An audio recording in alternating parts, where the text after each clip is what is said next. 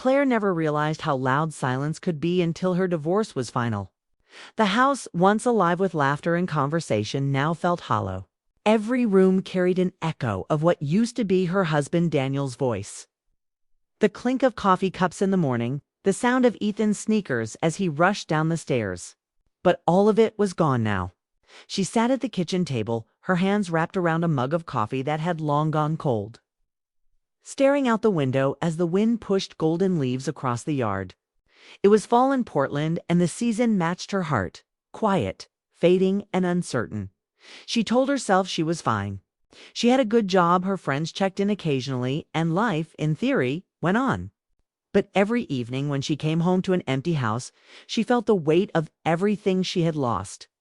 Daniel had been her world for almost 10 years. Their marriage wasn't perfect, but she had believed it was strong enough to last. She was wrong. The distance began with silence, then arguments, and finally cold indifference. When he told her he didn't love her anymore, she didn't fight it. She was too tired, too broken, to beg someone to stay. But what hurt most wasn't losing Daniel.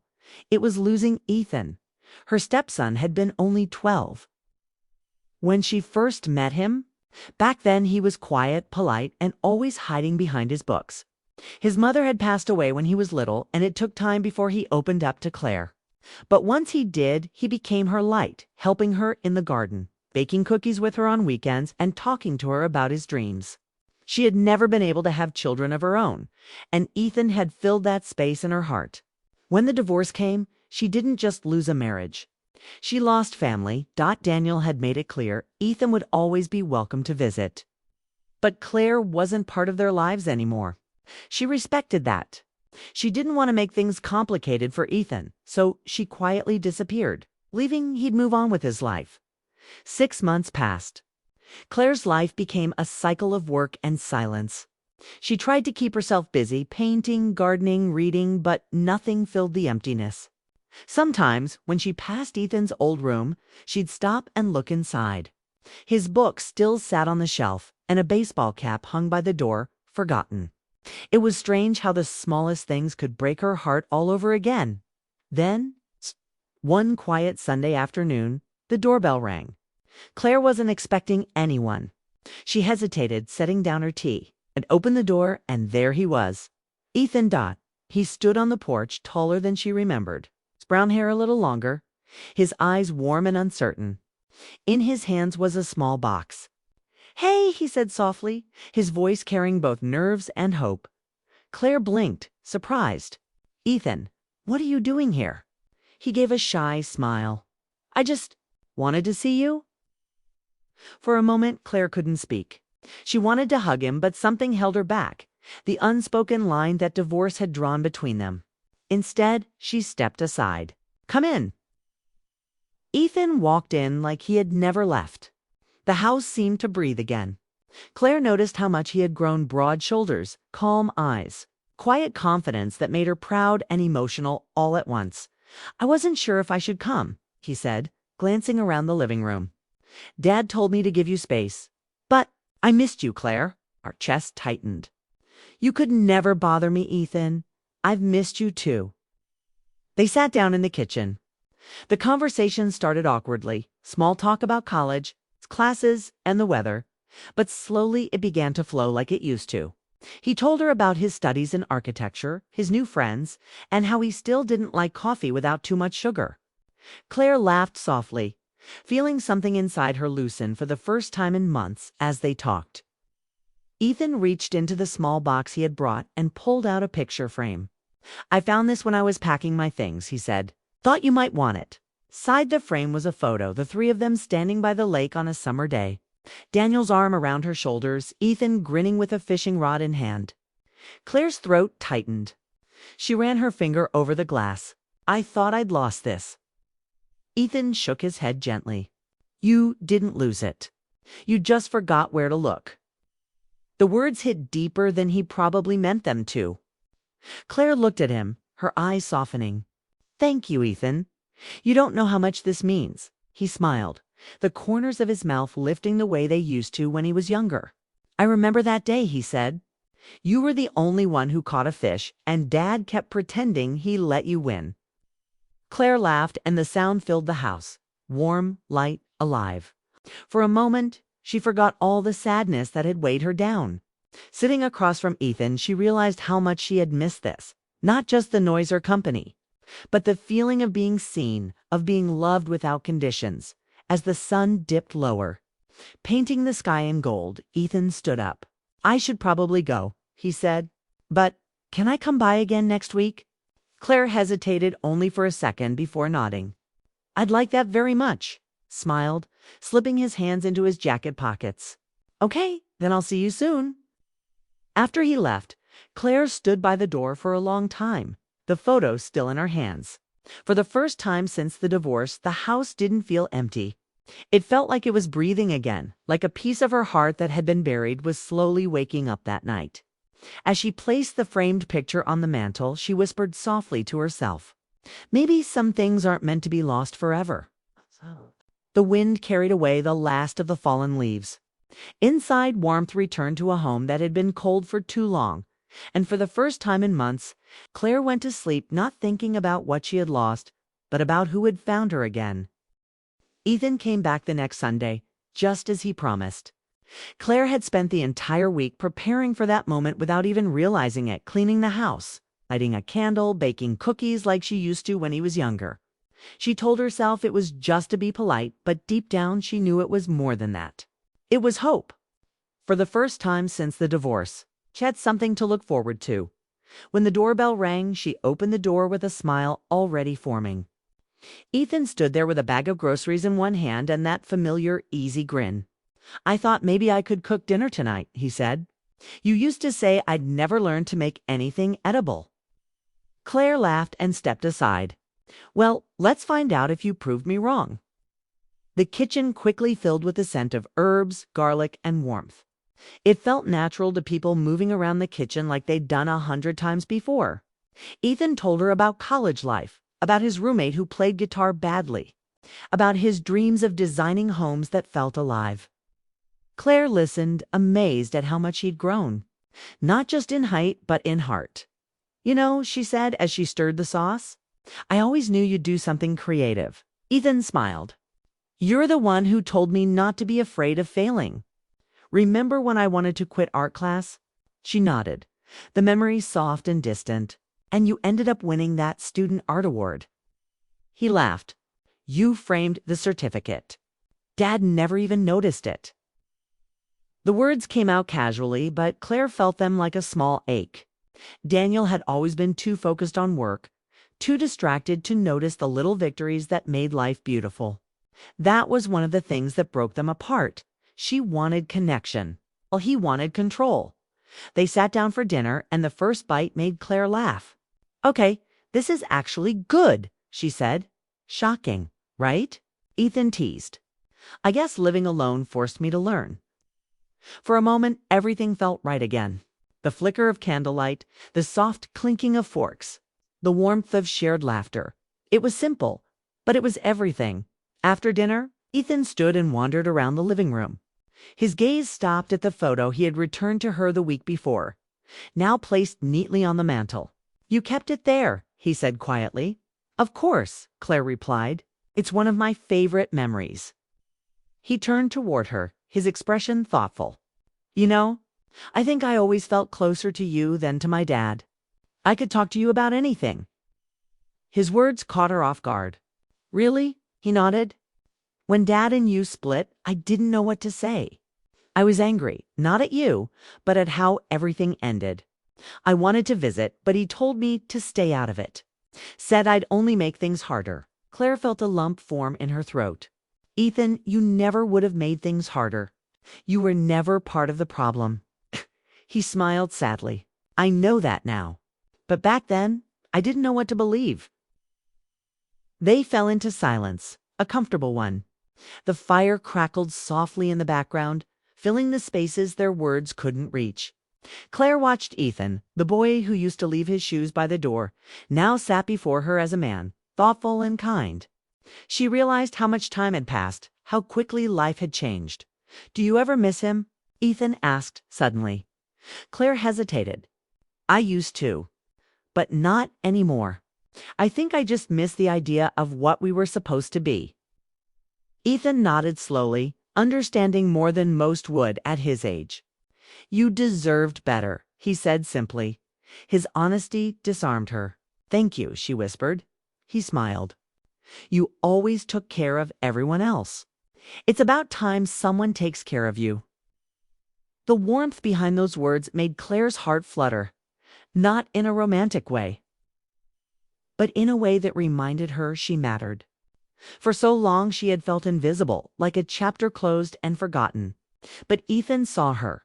When the clock struck 9, Ethan stood and reached for his jacket. I should get going. Early class tomorrow. Claire nodded but couldn't hide her disappointment. Of course. Thank you for dinner. You're officially a better cook than me, he grinned. That's impossible. At the door, he turned back.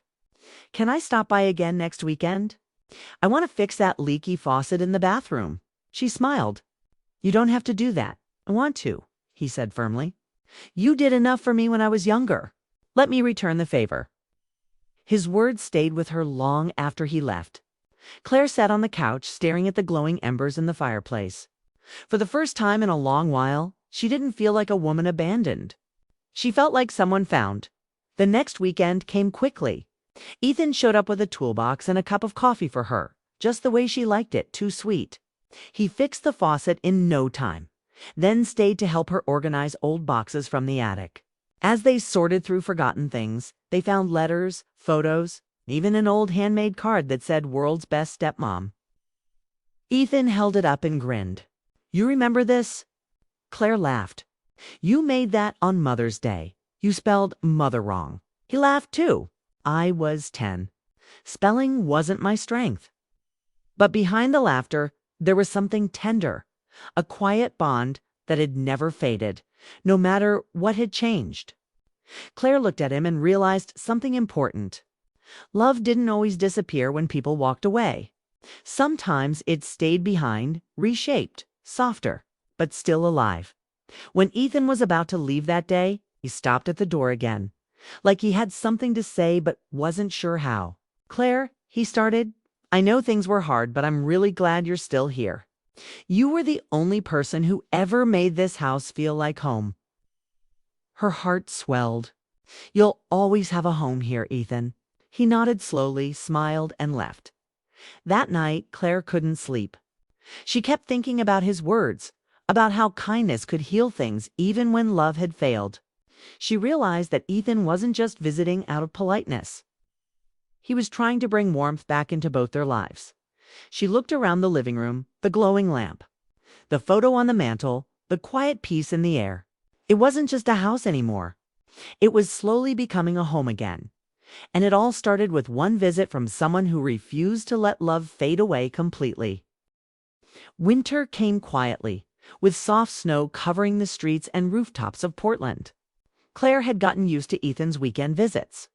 He came every Sunday without fail, sometimes bringing groceries, sometimes helping with little repairs, sometimes just to talk. Each time he left, he took a bit of the loneliness with him. The house no longer felt empty. Claire found herself cooking again, playing soft music, even laughing out loud. Life, once gray and heavy, was slowly turning warm again. One evening, a storm rolled in. The wind howled outside and snow started falling thick and fast. Claire was about to close the curtains when she heard a knock at the door. When she opened it, Ethan stood there, snow in his hair, cheeks flushed from the cold. Hey, he said with a grin. I figured you shouldn't be alone in this weather. She smiled, both surprised and touched. You're crazy for driving in this.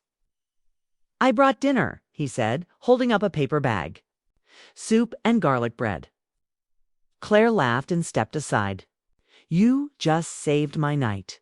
Inside, they set the food on the table, lit a few candles, and ate while the snow piled higher outside.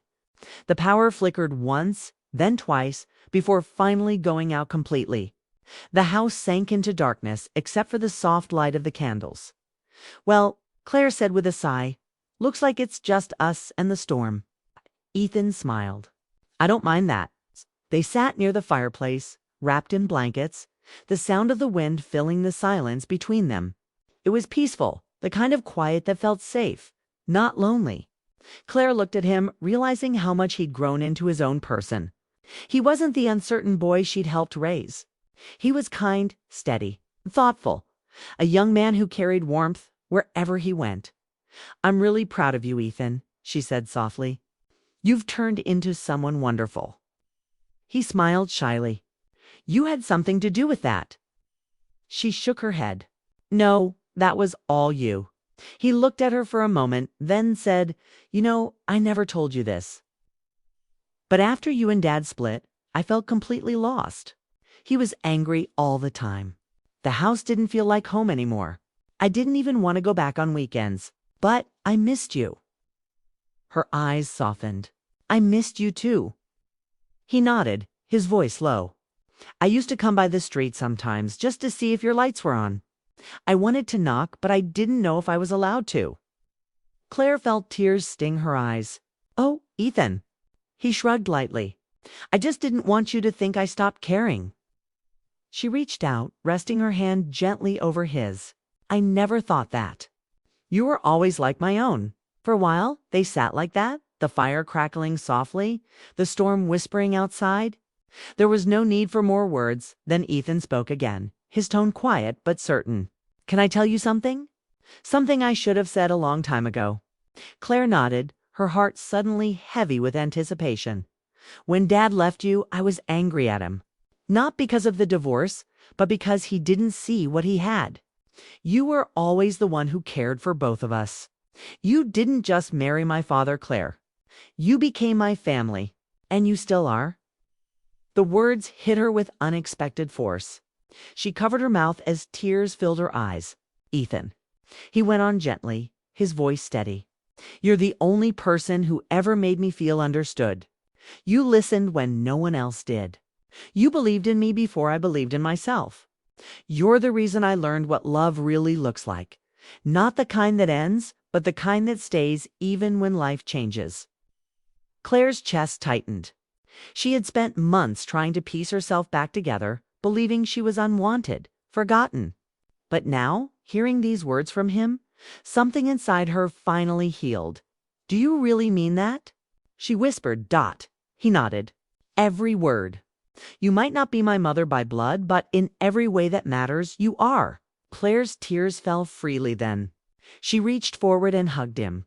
It wasn't just a hug between a woman and her stepson. It was the kind of embrace that mends broken hearts. For a long time, neither of them said anything. The storm raged outside, but inside, everything felt still and safe. When they finally pulled away, Claire wiped her eyes and smiled through her tears. "You have no idea what that means to me." Ethan looked at her with gentle eyes. "You deserve to hear it. You deserve to be loved, Claire. Not because of what you give, but because of who you are." She laughed softly, shaking her head. "You've grown up too fast. You're not supposed to be the one giving speeches like this." He chuckled. "Guess you taught me well. I spent the rest of the night talking about life, about mistakes, about how love doesn't always end just because a marriage does." Claire told him things she had never said out loud, her fears, her regrets, her quiet hopes. He listened the way he always had, with patience and care. By the time the storm ended, the power returned, but neither of them noticed right away. The light from the lamps seemed unnecessary. The house already felt warm, glowing with something deeper, peace, maybe, or the quiet joy of feeling seen again. Later, as Ethan got ready to leave, he turned at the door. "You okay?" Claire smiled, her heart calm for the first time in years. "Better than I've been in a long time." He nodded, returning her smile. "Good, because you're stuck with me now. No more disappearing. Promise?" She asked. "Promise." After he left, Claire stood by the window, watching his car lights fade into the snowy night. She pressed her hand to the glass, tears falling again, but this time they were tears of gratitude. His words echoed in her mind. "You're the reason I learned what love really looks like." For months, she had carried her pain like a weight she couldn't set down. But now she felt lighter. It wasn't just that Ethan cared for her. It was that he reminded her she still mattered. That even after everything, love could still exist in a different form. Quiet but powerful, as the last of the snow settled outside. Claire whispered to herself, maybe love doesn't always leave. Sometimes it just changes shape. And with that thought, she finally slept peacefully, knowing that healing had found its way back to her heart, carried by the boy she once helped raise and the man he had become. Spring arrived with soft sunlight, melting away the last traces of winter. The garden behind Claire's house was beginning to bloom again.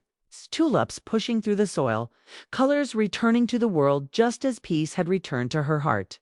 The stormy nights were behind her now, not just the weather, but the emotional storms too. After that night when Ethan's words healed the ache she'd carried for so long, everything slowly began to change. Ethan kept his promise. He visited often, sometimes with groceries, sometimes just to sit and talk. He helped her fix things around the house, mowed the lawn, and even convinced her to repaint the living room. The house no longer felt like a place of memories she couldn't face.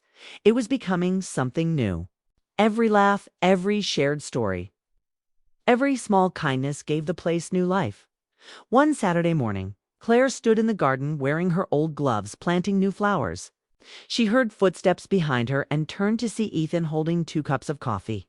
"You're an early riser now," he teased. She smiled. "Someone has to take care of these poor flowers. They've been neglected long enough." He handed her the cup. "You're different lately, you know that? Happier." Claire nodded, smiling softly. "I think I just remembered who I am again." They sat on the garden bench, the morning light warm on their faces. The silence between them wasn't heavy anymore. It was calm, like 2 friends comfortable in each other's presence. "Do you ever think about what's next for you?" Ethan asked suddenly. Claire looked at him curiously. "Next, yeah," he said. "You've spent so much time taking care of others. Don't you ever want to do something just for yourself?" She thought for a moment. "I used to paint," she said quietly, "but I stopped years ago. I told myself life got too busy." Ethan's eyes lit up. "Then start again. You're amazing at it. Remember that landscape you painted when I was a kid? It hung in the hallway for years." She smiled at the memory. "You always said it looked like a place you wanted to live." "Still do," he said with a grin. "Maybe you should paint it again, but this time, the way you see life now." That simple conversation stayed with Claire all week. The next day, she pulled out her old easel, dusted off her brushes, and began to paint. The first few strokes were shaky, but as the colors came together, something inside her awakened. Painting felt like breathing again.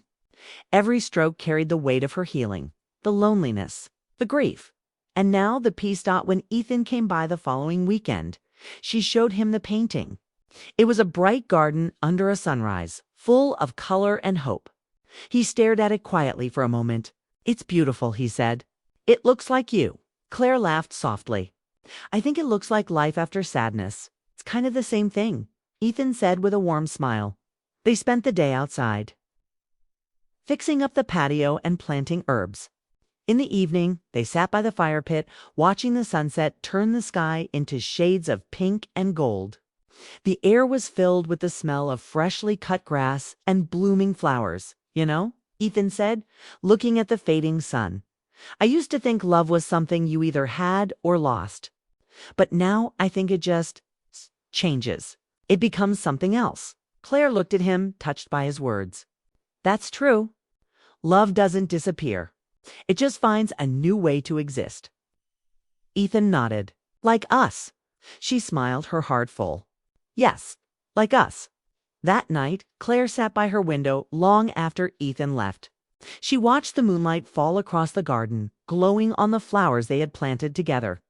Life had come full circle. She had once felt empty, unwanted, and forgotten. But now she felt complete. Not because she had found a new romance or someone to replace her past, but because she had rediscovered love in its purest form, connection, care, and gratitude. The following month, Claire decided to do something bold. She signed up for an art fair in town, her first in over 10 years. She spent her evenings painting, pouring her emotions into every canvas, pieces that told her story without words. Ethan helped her set up the booth on the morning of the fair, carrying boxes and encouraging her like a proud son. When the fair began, people stopped by to admire her work. A woman even bought one of her pieces. It's a painting of a sunrise over a lake, the same one from that old photo Ethan had returned to her months ago. As the woman left, Claire turned to Ethan, eyes shining. "I can't believe someone wanted my painting." "Of course they did," he said. "You painted hope." Claire smiled, realizing how far she had come. That evening, when they packed up, she hugged Ethan tightly. "You know," she said softly, "you gave me my life back." He shook his head. "No, Claire. You just needed someone to remind you it was still yours." His words felt like the final piece of healing she didn't know she still needed. Over the next few months, their lives moved forward naturally. Ethan graduated college and got a job in a nearby city, but he still came to visit every weekend. They had dinner, talked about their weeks, and laughed over small things. He called her every few days, always ending the call with, "Take care of yourself, okay?" One warm evening, as they sat in the garden surrounded by blooming flowers, Claire said, "You know, I think everything happens for a reason, even the painful things." Ethan looked at her. "You really believe that?" "I do," she said. "If my marriage hadn't ended, maybe I never would have found myself again. Maybe I wouldn't have had this time with you. And maybe I wouldn't have realized that love doesn't have to be perfect. It just has to be real." He smiled softly. "You sound happy." "I am," she said. "Finally." The wind moved gently through the garden, carrying the scent of tulips and grass. The sky turned gold as the sun began to set, painting everything in warm light. Ethan looked around and said, "You made this place beautiful again." Claire shook her head, smiling. "No, Ethan, we did." And in that moment, it was clear their story wasn't about loss anymore. It was about love that had evolved into something lasting, something unbreakable. It wasn't romantic or traditional. It was deeper, rooted in gratitude and care, the kind of bond that life rarely gives but never takes away. As the sun dipped below the horizon, Claire felt peace wash over her. The house, once empty and silent, now stood alive, filled with laughter, light, and love. For the first time in years, she wasn't haunted by what she had lost. Instead, she was grateful for what she had gained: a second chance at happiness, and a love that asked for nothing but honesty. She looked at the garden, then at Ethan, and said softly, "You healed my heart. Ethan, you reminded me that even after the hardest endings, life still blooms." He smiled, the glow of the sunset reflecting in his eyes. "That's because you never stopped believing in love, Claire. You just forgot for a while." And as the first stars appeared in the evening sky, Claire realized that her story wasn't about divorce or heartbreak anymore. It was about renewal, family, and the quiet power of kindness. The kind of love that stays. The kind that heals. The kind that begins again.